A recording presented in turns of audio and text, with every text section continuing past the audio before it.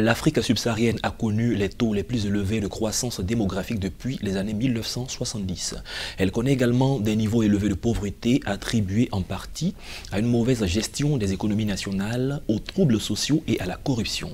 Les organisations non gouvernementales jouent cependant un rôle important dans le développement du continent.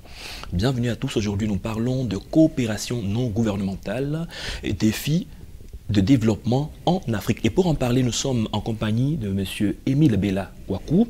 Il est consultant en développement international. Bienvenue, M. Émile Bella Kwaku. Merci. Comme je le disais, nous parlons de coopération non gouvernementale et défis de développement en Afrique. Quels sont les différents types de coopération et leurs caractéristiques? Très bien. Jusqu'ici, nous enregistrons 3 formes de coopération qui sont les plus développées. C'est vrai qu'il y a un 4e pilier de coopération que je vais aussi énumérer. Et les 3 formes les plus développées sont la coopération dite bilatérale, qui regroupe, qui est donc une forme de coopération qui se fait entre États, c'est-à-dire la France ou la Belgique décide de coopérer avec un État en Afrique ici, comme la Côte d'Ivoire ou le Burkina Faso. Donc il y a cette forme de coopération-là, donc qui se fait d'État en État. Il y a une 2e forme de coopération qui est dite multilatérale, qui se fait à travers des institutions comme l'Union européenne, donc qui regroupe plusieurs États, et puis les États en Afrique ici, comme la Côte d'Ivoire. Donc il y a ces 2 formes. Et puis il y a une 3e forme de coopération qui regroupe les organisations non gouvernementales, d'où le nom coopération non gouvernementale. Et comme je l'ai dit, le 4e pilier de coopération, c'est celle qui n'est pas encore jusqu'ici caractérisée, mais qui se traduit par l'envoi des volontaires des universités ou des églises des pays du Nord vers les pays du Sud, dont les universités décident d'envoyer leurs étudiants diplômés ou encore des volontaires dans les pays du Sud pour poser des actions typiquement citoyennes. Et nous allons mettre l'accent sur la coopération non gouvernementale qui fait appel, comme vous l'avez dit, aux organisations non gouvernementales, donc les ONG. C'est quoi une ONG? Quelles sont ses missions? Très bien. Là, l'ONG, comme le nom le dit, c'est une organisation non gouvernementale, donc qui se différencie des organisations gouvernementales. Et l'organisation non gouvernementale pose des actions qui sont à but non lucratif et qui sont beaucoup plus dans le sens de l'humanitaire. Donc ces actions-là visent à aider des pays, encore aider des particuliers ou à aider des entités en Afrique ici, à but évidemment non lucratif, d'où l'aspect non gouvernemental. Oui, vous l'avez dit, à but non lucratif, mais nous sommes amenés à demander qu'est-ce que ces organisations non gouvernementales gagnent en retour. Est-ce qu'elles aident simplement les pays sur le plan humanitaire, comme vous l'avez signifié, ou est-ce qu'il y a quelque chose qu'elles recherchent également? Cela renvoie même à la question de la définition même de la coopération. La coopération est partie de l'après la 2e guerre mondiale, où les pays sortant de la guerre ont estimé qu'il y a j'allais dire, un sous-développement des pays en voie de développement, des pays en Afrique ici notamment. Et donc il fallait transférer ce processus-là de développement. Alors ce transfert de compétences, ce transfert d'aptitudes, ce transfert de civilisation en quelque sorte a permis donc à ces ONG, à ces entités-là de pouvoir s'étendre dans différents domaines. Le domaine économique, le domaine social, le domaine voire même politique et autres. Alors donc la coopération va consister en la définition ou encore l'établissement des partenariats entre ces ONG du Nord vers les ONG du Sud. Alors, le gain peut-être que pourraient avoir les organisations non gouvernementales des pays du Nord, c'est beaucoup plus en termes de création d'emplois, parce que quand une ONG est créée, qui existe dans un pays du Nord, donc qui va travailler sur des projets en Afrique ici, il y a une sorte de création d'emplois. Mais également, l'autre aspect qu'il faut considérer, c'est que ces ONG mobilisent des ressources en interne, donc des fondations, des entités, des grosses entreprises qui veulent faire des actions humanitaires pour mieux se présenter sur le plan international.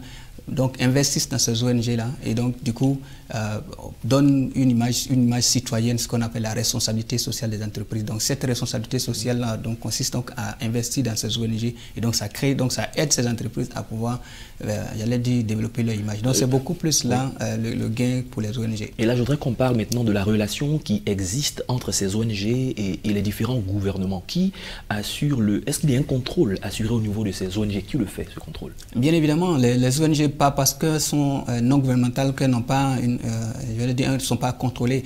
Les ONG sont régies dans tous les pays par des lois nationales Et je connais pour le cas de la Côte d'Ivoire, si donc il y a une ONG qui veut s'installer en Côte d'Ivoire, l'ONG doit s'inscrire auprès de l'administration.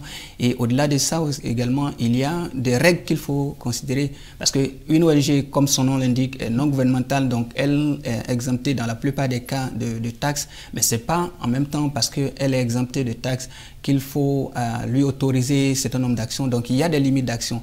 Et pour ça, ce sont les règles du pays dans lequel l'ONG est installée qui vont régir ce mode de fonctionnement. Donc évidemment, les ONG n'ont pas un rapport, n'ont pas un compte à rendre directement à l'État, mais leurs actions sont contrôlées par l'État dans lequel ils se trouvent. Vous avez travaillé au niveau de la CEDEAO, vous aviez en votre charge la gestion des ONG de façon pratique.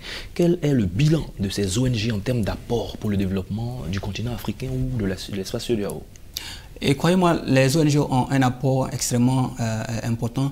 À la CEDEAO, j'étais à la composante chargée de la société civile, donc qui regroupe les organisations non gouvernementales, et qui est après donc le FOSCAO. Et là-bas, j'avais la possibilité de voir plusieurs actions qui se faisaient dans les différents pays, dans les 15 États membres de la CEDEAO.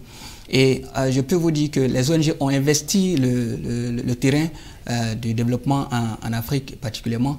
Et l'apport s'inscrivait dans le sens où ces ONG constituaient, si vous voulez, l'extension de l'action gouvernementale.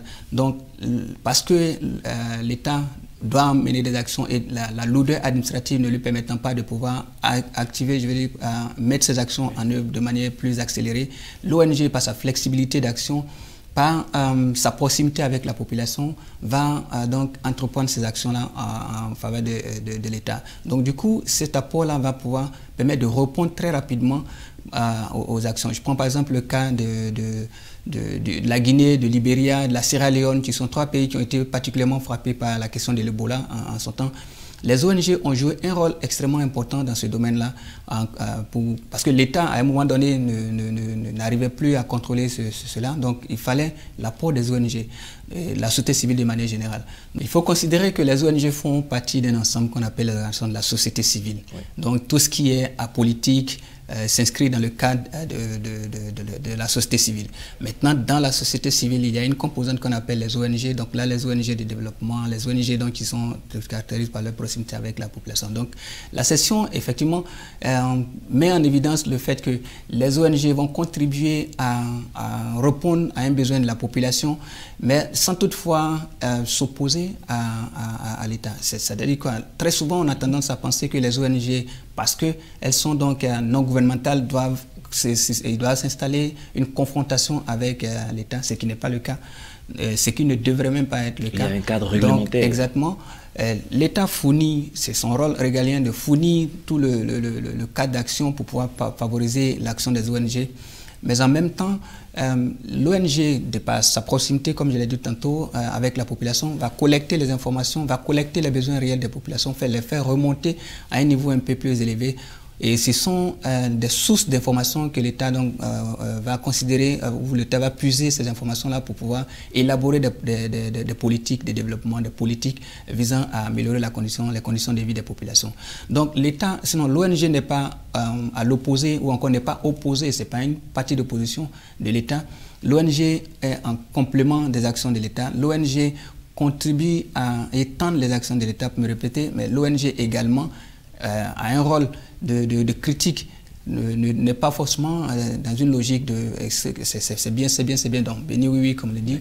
Mais l'ONG va attirer l'attention de l'État là où ça ne va pas, pour dire que telle action que vous avez prise, telle politique que vous avez menée va à l'encontre des intérêts des populations d'une communauté bien précise. Donc l'ONG joue ce double rôle-là, un rôle d'information, un rôle de collecte d'informations, mais un rôle aussi de critique. Merci, M. Émile Bellakwaku. Nous sommes à la fin de cette émission. Je rappelle que vous êtes consultant en développement international. Avec vous, nous avons parlé de coopération non gouvernementale et défis de développement. C'est la fin de cette émission. Merci de l'avoir suivi.